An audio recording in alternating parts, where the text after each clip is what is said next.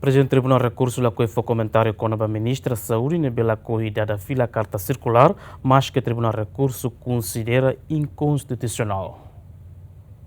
Foi na lei Tribunal Rekursu decide karta sirkular na Ministra Sau ele dos Resamral a sair ia tinan kotuk ou de bando médico sira atual prática e clínica privado sira inconstitucional. Mas que não é Ministra Sau ele se la dada karta sirkular ne considera karta sirkular ne partida russi compromisso no governo com a reforma função pública. Ligado ao assunto ne o jornalista sira confirma o Presidente Tribunal Rekursu Afonso Carmona e minha parte lá que foi comentário.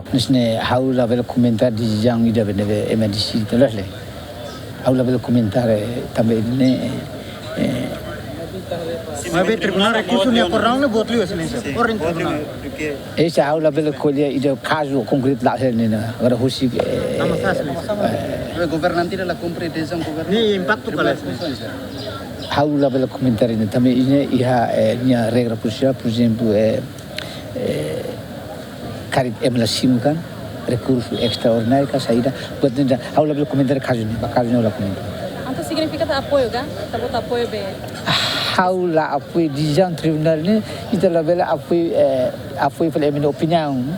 Asne fiscalização batsine ne akto politik. Compreende? Bela kala. Ne akto politik kita kolha akto politik ne how dah explica todo.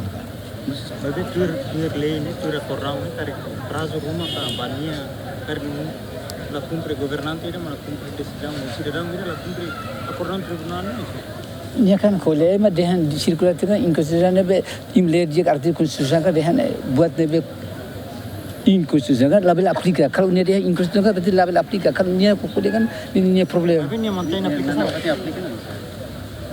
Ni liga fale por hobe emisir ne aplikasi doutor siraga sira ma or sira questão ne ba compreende. Mas be desobediência classe crime de desobediência.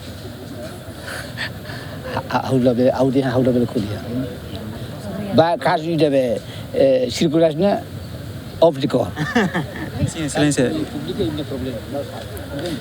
Foi no infalicata que ron recensia fulang outubro tinang kotok Ministra Sau a sai circular ida hodia para médico sira atual prática e clínica privada na Universidade Sira ia reilaran objetivo a prevenir médico sira abandona serviço e Hospital Nacional Guido Valadares. Agostinho da Costa, Romualdo Neves, GMN.